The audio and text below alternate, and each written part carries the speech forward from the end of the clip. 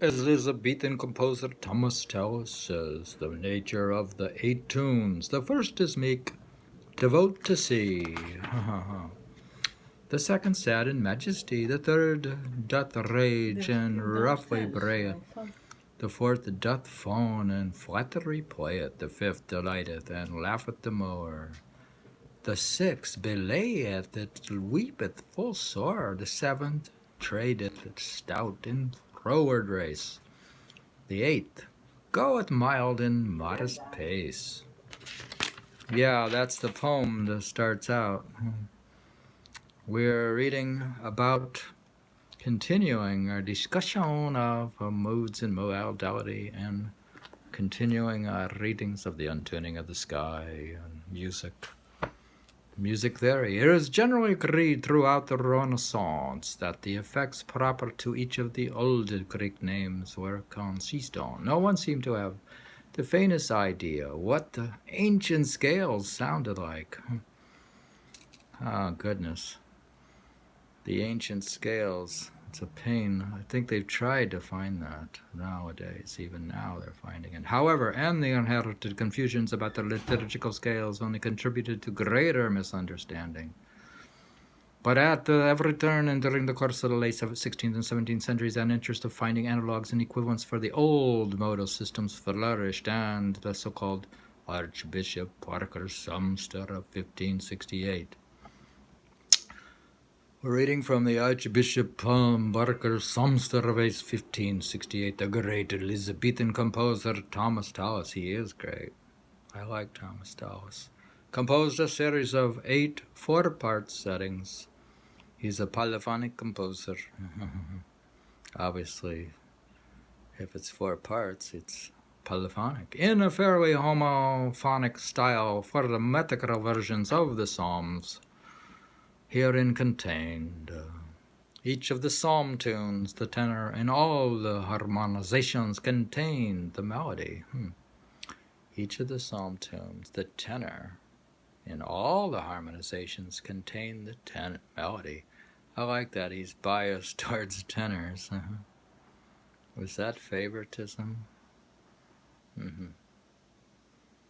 Was written to one of the old church tunes, or tunes. Here again, 2 words fell together. A very common practice then, as later on, even when liturgical music freed itself completely from any sacred cantus, firmus.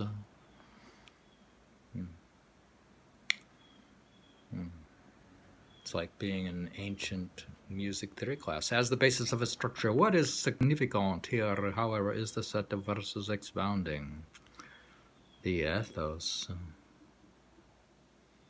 We know there's the theory of the music of the spheres, the theory of ethos, and the theory of numbers from Pythagoras. We're talking about, basically, Christian Pythagoreanism. Ethos of each of melodies, which, it must be remembered, serve somewhat as modes or scales or of tonal formulae, might, in that many possible texts, would to be sung to them.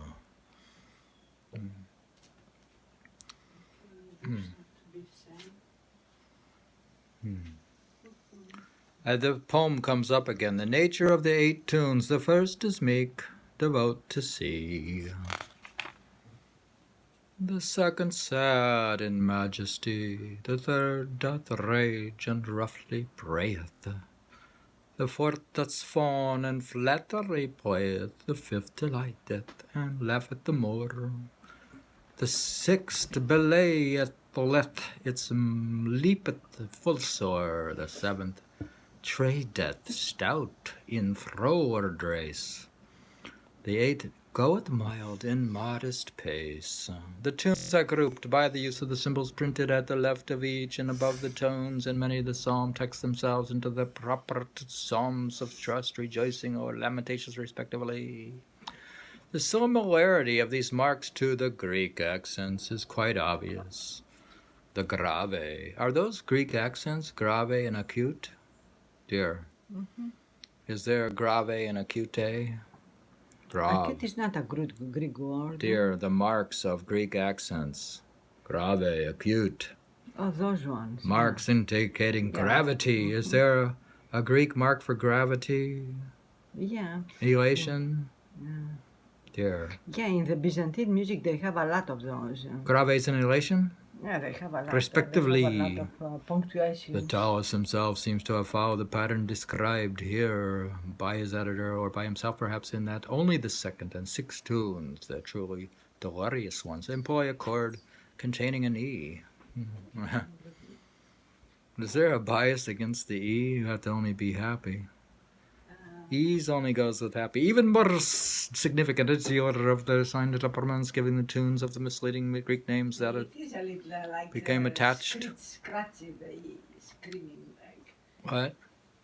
Attached to the tones in which they are composed. The A and the O are the most exalted in a way. Yeah. Well, the tones. The second would be the Dorian, the third Phrygian, then Lydian, then Mixolydian, the approximate ethos. What does ethos mean to you? Character. So you have the theory of, in Pythagoras, you have the theory of the music of the spheres, the theory of numbers. We know what those are, right? What's the theory of ethos, of character? They spoke a lot about virtue. Virtue. A virtue's character.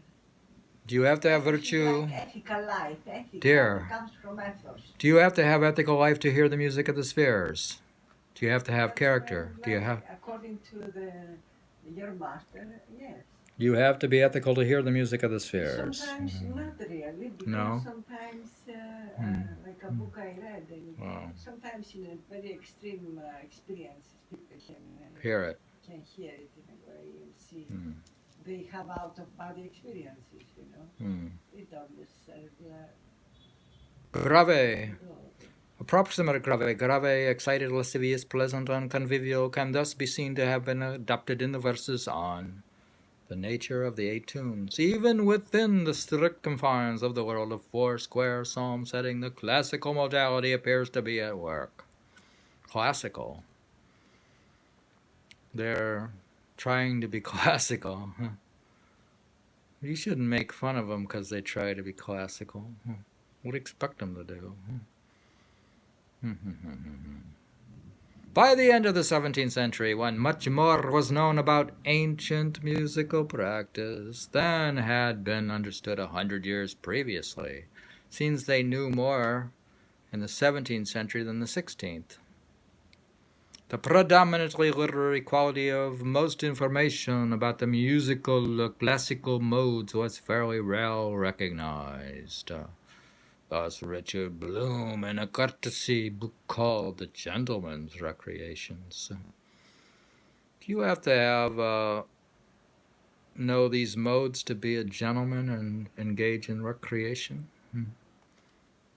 Gives some indication of how a rather poorly informed or unmodelish popularizer could appear nonchalantly learned. Do you think it's like we're appearing nonchalantly learned by reading this? We don't really know the classics, or Pythagoras, or Plato, or Thomas Tallis. Do we know anything? I read Plato. You read Plato. We read all of Plato, I thought. But not in Greek. No, you didn't read all of Plato. Not in ancient Greek. You didn't read the Platonic theology. How are we going to learn it all? Only by the all-knowing meditation. We can meditate. The most unusual modes of the Greeks, or Alpius names 15. Were 5, the Doric, the Lydian, the Attic, the Phrygian, and the Ionic. What the use and nature of these Greek moods is not certainly determined. Only thus much is generally noted that the Dorian is much graver and solid. The Lydian is most sprightly and what we nowadays call air. It's like Lydian is an air. Maybe in Ireland they picked up Lydian and called it an air. The variant forms the Ionic are of some interest in that they reflect the association of musical modality with metrical schemata, in the case of Ionic, a classical meter, or with the architectural orders. Doric itself becomes, as we shall see in the next chapter, almost a synonym for solemn. We had read Solemn Music by Milton. Bloom might have been familiar with the Phrygian warlike and agitated feeling as well, for he would certainly have been made familiar with it in much casual poetic allusions, even in Milton alone, for example. Milton. You think Milton is one of the foremost scholars of the period? Or poets? Certainly.